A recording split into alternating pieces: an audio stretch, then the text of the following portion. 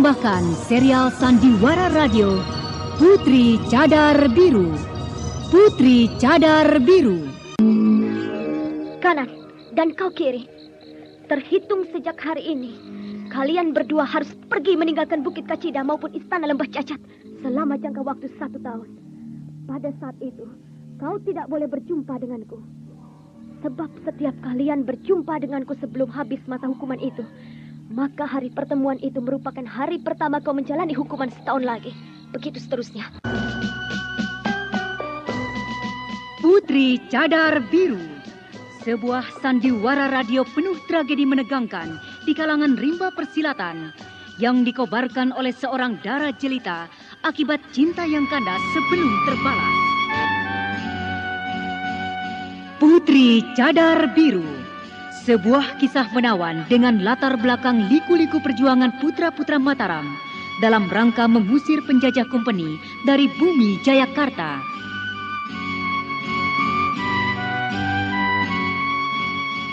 Kali ini memasuki episode ke-15 dengan judul Dara Kembar Lembah Cacat. Naskah karya Suarso Yusi Samsidar. Teknik dan montase Ihne Elfriede. Musik oleh Frans Harius dengan sutradara Thomas Age.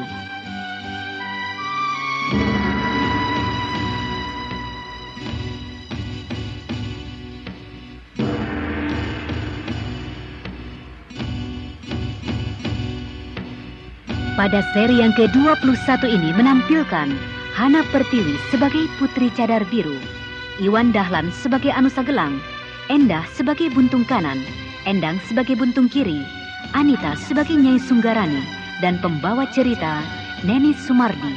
Selamat menikmati. Pada kisah yang lalu diceritakan, pertarungan antara Buntung Kiri, Buntung Kanan dengan Nyai Sunggarani secara sembunyi-sembunyi. Tetapi akhirnya kedengaran oleh Putri Cadar Biru dan mereka dipisahkan. Dapatkah Putri Cadar Biru meredakan perselisihan dalam hati orang-orang itu? Putri. Putri, aku... Sungguh di luar dugaan 3 gadis itu yang berselisih bahwa Putri Cadar Biru yang tadi diketahui mereka tengah berbincang-bincang dengan Anusa Gelang tahu-tahu telah tiba dan sekaligus menghentikan pertarungan. Kanan, kiri, dan kau Sunggarani. Apakah kalian bertiga sudah tidak menghargai perkataanku lagi? Bukan begitu, Putri. Kami memang bersalah, Putri. Mereka terlalu memaksa. Dapatkah kalian berpikir jernih, mendengarkan penjelasanku, menghayati, lalu memahaminya? Kanan, kiri. Apakah perkataanku kurang jelas atau sukar dipahami? Tidak, Putri. Penjelasanmu sangat jelas, Putri. Aku yang bersalah. Silakan Putri menjatuhkan hukuman. Rani, apakah kau tidak memiliki kemampuan untuk menahan diri? Aku juga salah, Putri. Kalau Putri akan menjatuhkan hukuman, aku tak akan melawan. Tidak, Putri. Aku yang menantang dia berkelahi. Kalau harus dihukum, akulah yang harus menerimanya. Pada waktu kalian bertempur, apakah kalian ingat bahwa perbuatan itu tidak kusukai? Aku lupa, Putri. Aku menuruti hati marah.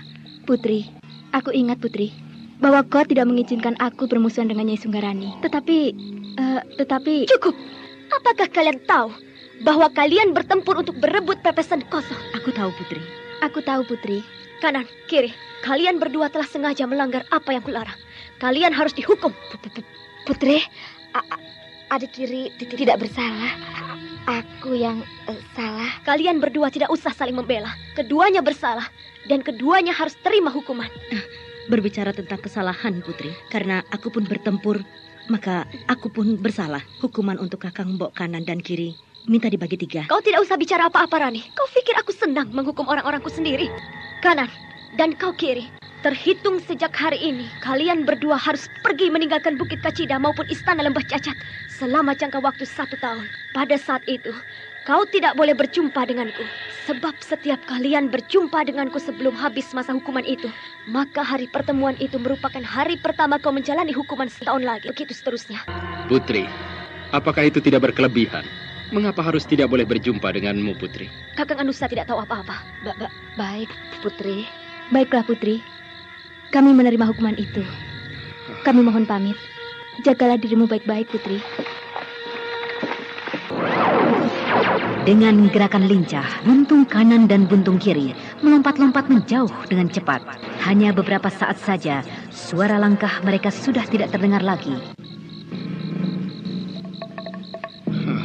Putri, bukan maksudku mencampuri urusan perguruan. Tetapi sekedar aku ingin mengingatkan, barangkali tindakanmu itu terlalu keras. Sebenarnya sangat kasihan mereka. Kakang tidak tahu apa-apa. Mereka sebenarnya memang ingin meninggalkan kita dan ingin pergi kemana saja. Kalau Kakang tidak percaya, coba kita tanyakan Til Putih. Putih, Iya, Putri. sore tadi buntung kanan dan buntung kiri bicara apa saja? Coba kau jelaskan. Tidak usah ditutup-tutupi. Baik, Putri. Mereka sudah jemu berada di Bukit Kacida atau di Istana Lembah Cacat selamanya. Mereka ingin turun gunung, Putri, mencari pengalaman baru. Jemu selalu dalam pengawasan Putri. Nah, Kakang Anusa sudah mendengar jelas.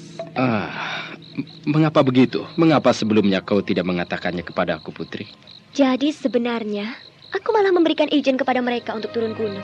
Apa yang dikatakan oleh Putri Cadar Biru memang benar semata. Kedua darah kembar itu kini pergi berkuda, beriringan sambil tertawa-tawa. Sama sekali tidak terlukis kesedihan di wajahnya, sebagaimana orang yang menjalani hukuman. Kemana kita, Kakang Bo?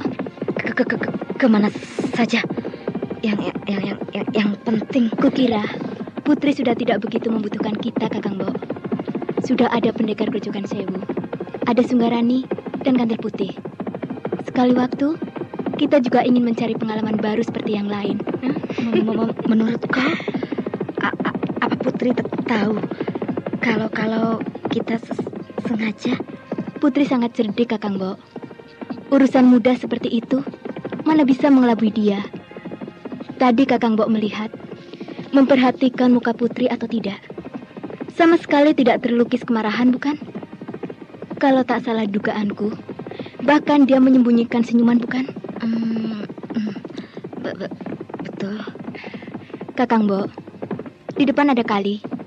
Di sana kita istirahat dulu untuk memberi makan minum kuda kita.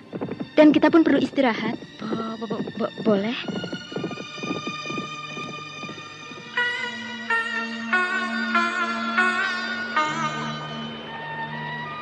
Sesampainya darah kembar itu di tepi kali, mereka menghentikan kuda di tempat yang berumput. Dengan berlampukan bintang-bintang yang bertaburan di langit, mereka mencari tempat yang sesuai untuk melepaskan lelah. Sementara buntung kanan membuat perapian, maka buntung kiri membaringkan tubuhnya di atas gundukan tanah.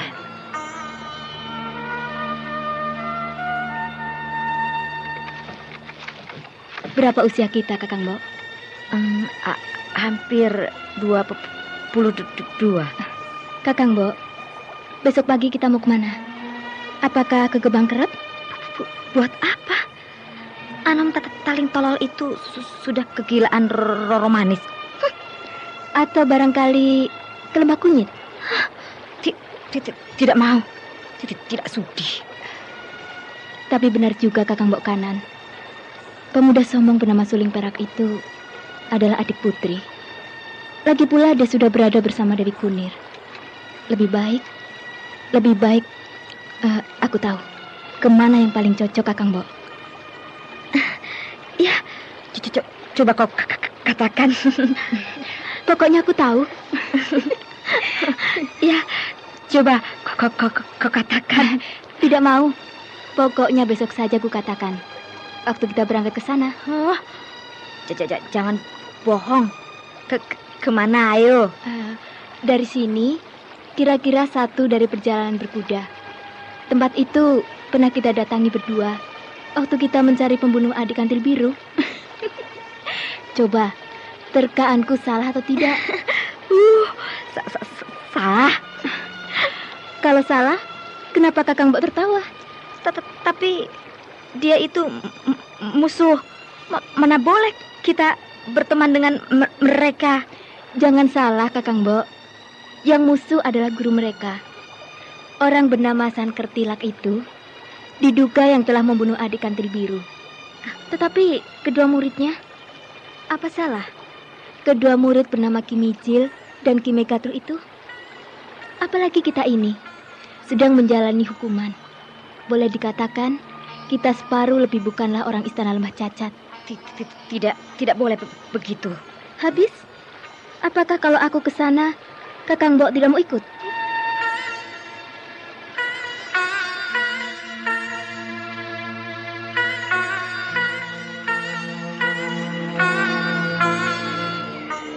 Malam semakin larut, baik buntung kanan maupun buntung kiri telah mulai dihinggapi kantuk.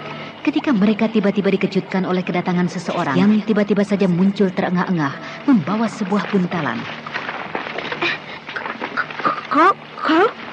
Hai, kenapa kau menyusul Rani? Anda sekarang Memang masih yang mendengarkan datang menyusul Sandiwara Radio terengah-engah Putri membawa Cadar Biru buntalan di itu channel tak Memori lain adalah Nyai 80. Sunggarani yang membawa daging panggang ayam hutan. Ini bagian kalian sore tadi. Kalian belum makan? Nah, makanlah. Aku tidak lapar. Rani, bagaimana kau bisa menyusul kami? Apa Putri tidak mengetahui kepergianmu? Aku berunding dengan Kantil Putih. Dia juga setuju untuk menyusul kalian dan mengantarkan daging panggang ini. Ayo, kalian makanlah. Aku maafkan aku ya. Aku telah membuat kalian terkena hukuman. Kau tidak usah minta maaf, Rani. Bukan kau yang salah, melainkan kami berdua. Kami pergi, tetapi kami sama sekali tidak merasa dihukum. Jadi kau tak perlu sedih, apalagi minta maaf. Iya, betul. Apakah kalian membenciku? Sama sekali tidak, Rani. Asalkan kau jangan mencoba-coba menggait hati Don Mas Pendekar. Tidak, aku tak berani. Kalau begitu, ya sudah beres. Semuanya beres. Kau boleh kembali ke Bukit Kacida lagi. Dan setahun yang akan datang, mudah-mudahan bertemu denganku lagi. Kalau kalian memang benar-benar tidak membenciku, kalian harus mau makan daging panggang yang kubawakan ini. Jika tidak, aku pun akan tetap tinggal di sini. Bagaimana, Kiri? Tak jadi soal. Bawalah kemari daging itu. Ayo, kita makan bersama. Perut juga lagi keroncongan. Kenapa pakai malu-malu? Bawa kemari. Ayo, kita makan bersama. Aku pun belum makan. Aku belum makan sejak sore tadi kok.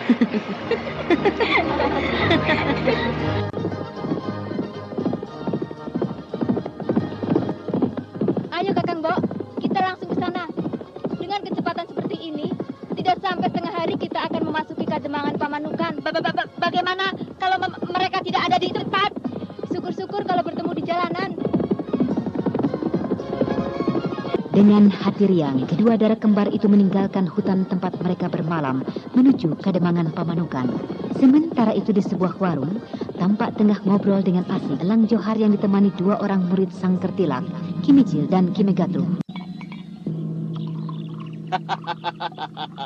Pada masa ini, setelah bubarnya bidadari Paju Teluh, maka pengawal Putri Cadar Biru yang terdekat adalah buntung kanan dan buntung kiri. Dua gadis yang sifatnya berandalan itu berkepandaian sangat tinggi. Ilmu pedangnya sangat tangguh, terutama kakaknya si buntung kanan. Aku sudah pernah melihatnya. Mereka berdua, gadis kembar itu pernah mendatangi perguruan kami. Sayang sekali, waktu itu guru melarang kami bertempur melawan mereka. Sayang sekali. Sayang sekali mereka masing-masing cacat sebelah kakinya. Dengan Putri Cadar Biru, aku belum pernah melihatnya. Akan tetapi, aku yakin gadis kembar itu tidak akan kalah cantik dengannya. Tiap wanita memiliki kelebihan dan kekurangannya masing-masing dalam kecantikannya. Tetapi wanita bernama Putri Cadar Biru itu nyaris hampir tak dapat ditemukan celahnya.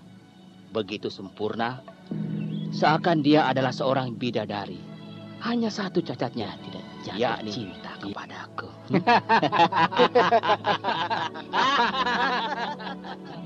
Sejak semalam, mereka minum-minum tuak sambil ngobrol, tertawa-tawa dan bercanda. Melihat dari suara dan tingkah lakunya, mereka sudah setengah mabuk. Yang pasti, apabila orang mau mengambilnya jadi istri, harus dua-duanya. Kenapa begitu serakah, Kakang? Bukan soalnya serakah. Kedua gadis kembar itu tidak pernah berpisah satu sama lain. Lalu soal lain, kecantikan mereka hampir sama. Wajahnya sama, gerak-geriknya maupun senjatanya juga sama. Jika kita ambil istri satu orang, tidak luput kita akan mengajak tidur yang lain. Ya, makin kuat kita minum, makin banyak, semakin gagah Megatru.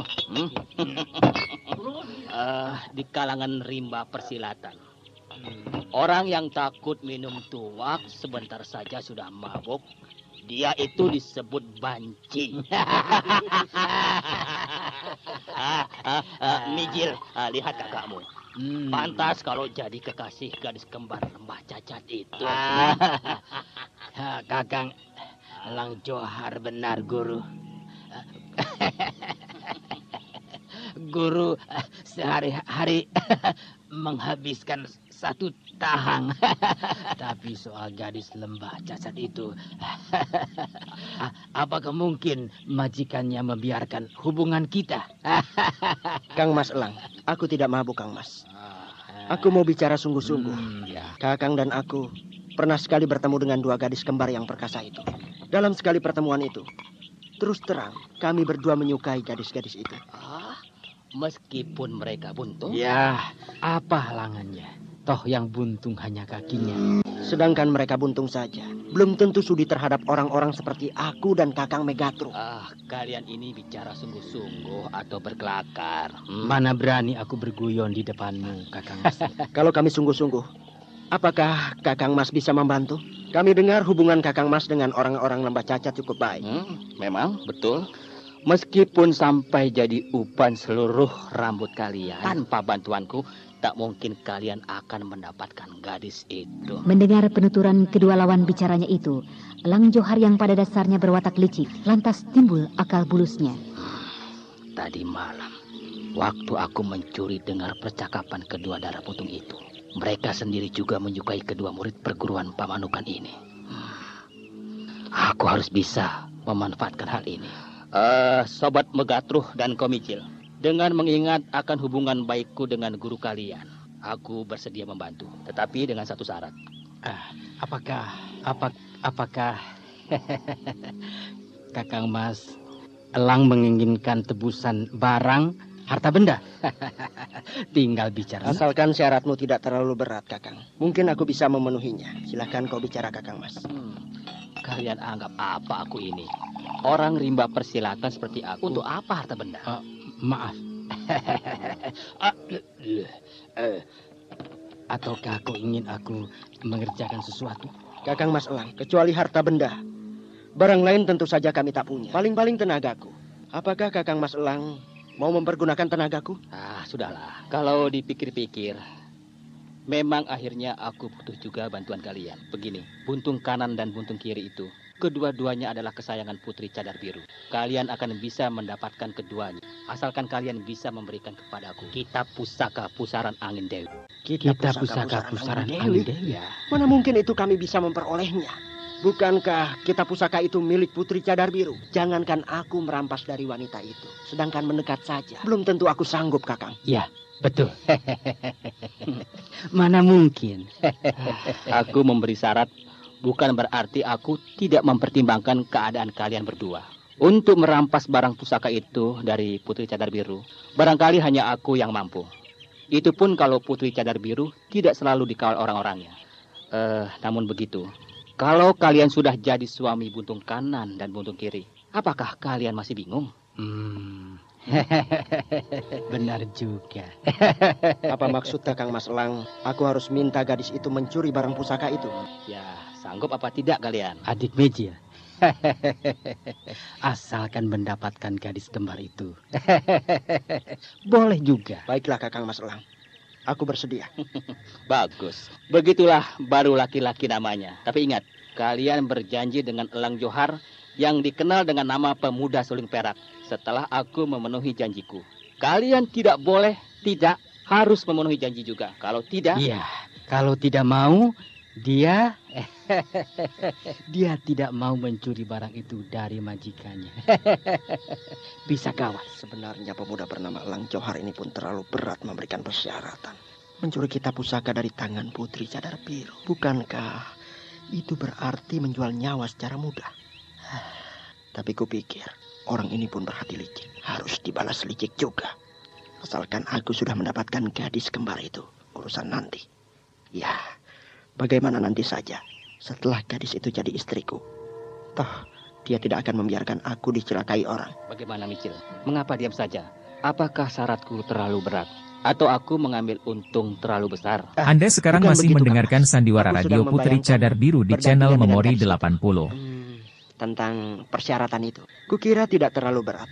Jika gadis itu sudah jadi istriku, bukankah mudah untuk membujuknya mencuri barang pusaka itu? Bukan begitu, Kakang Megatru?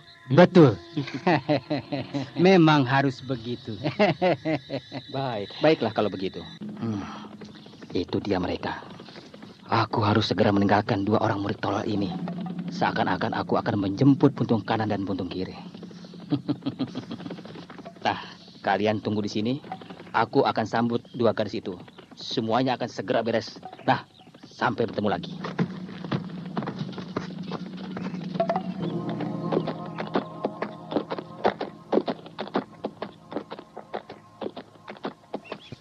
Kalau yang sedang kemari itu adik Micil, benar-benar gadis kembar itu, sungguh-sungguh Kakang Mas Elang Johar, orang yang baik hati. Mudah-mudahan begitu, Kakang. Tapi rasa hatiku dak-dikduk. Apa yang harus kukatakan jika mereka benar-benar muncul, Kakang? Kau benar-benar pengecut. Urusan bicara, biar aku yang bicara. Aku tidak mau kok. Tidak takut. Kakang Mbok Kanan, apakah jadi kita mau mampir di warung untuk makan? Boleh Juga, ayolah. Tampaknya ada orang dalam warung itu. Ayo Kakang Mbok. Dalam sekejap, baik buntung kanan maupun buntung kiri telah mengetahui siapa yang berada dalam warung itu. Sejenak kedua gadis kembar itu tertegun, seperti akan mengurungkan niatnya. Akan tetapi Ki Megatruh telah mendahului menegur. Nona, bukankah kita pernah bertemu? Iya, Tuan murid perguruan Pamanukan bukan? Pak, tolong buatkan kami berdua nasi campur, Pak. Silakan, Nona, silakan. Aku juga pernah melihat kedua Nona datang ke tempat ini. Lama sekali aku tidak melihatmu, Nona. Kemana saja kalian? Tidak kemana-mana, Pak. Dengan hati bergetar, pemilik warung itu segera menyiapkan pesanan buntung kiri dan buntung kanan. Ia pun tahu apa risikonya apabila melayani kedua gadis liar itu secara berlalai-lalai. Nona, bagaimana aku harus memanggil? Yang satu Nona juga. Tapi biarlah, ku panggil saja Nona yang lebih muda. Nona yang lebih muda. Apakah kau ada bertemu seseorang tadi di jalan? Iya. Apakah Elang Johar maksudmu? Bagus. Bagus. Nona yang lebih tua, namaku Megatruh. Aku adalah kakak adikku, Micil. Seperti nama lagu ya.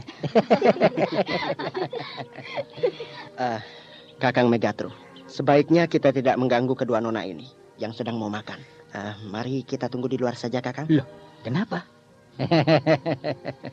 Apa halangannya? Dia makan dan ada kita. Bukankah begitu, nona yang lebih tua? Sobat Megatruh dan Micil. Supaya kalian jangan repot, sebut saja aku kiri dan kakang Mbokku kanan. Iya, aku buntung sebelah kaki kiri dan kakakku buntung sebelah kaki kanan. Betul juga. Mungkin kedua gadis ini telah dibujuk oleh Kakang Mas Elang Johar. Kalau tidak, mustahil mereka begitu mendadak bersikap baik terhadap kita. Nona kiri, aku dan kakangku ingin sekali mengundang kalian untuk datang di perguruan kami. Jangan sekarang, adik Micil. Kita tak baik mengajak bicara orang yang sedang makan. Ayo kita tunggu di luar saja.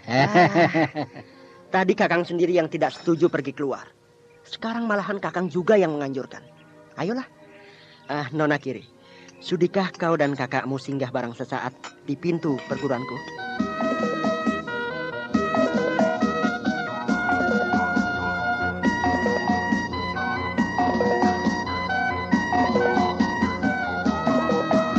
Nah, saudara pendengar, maukah kedua darah kembar itu memenuhi undangan murid-murid perguruan Pamanukan itu? Untuk mengetahui jawabannya, ikutilah lanjutan kisah Putri Cadar Biru dalam episode ke-15 dengan judul Darah Kembar Lembah Cacat. Sampai jumpa.